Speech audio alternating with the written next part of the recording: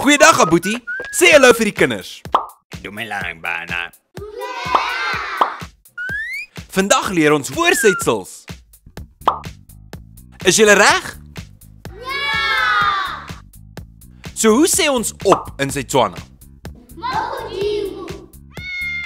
Dis reg, mo godimo. En hoe sê ons onder in Setswana? Motasi. Dis reg, mo klase. En hoe sê ons langs dan in Setswana? Patuko. Dis reg, fatoko. En hoe sê ons binne in Setswana? Moteng. Baie mooi, moteng. En hoe sê ons agter in Setswana? Pamurago. Baie mooi, fa morago.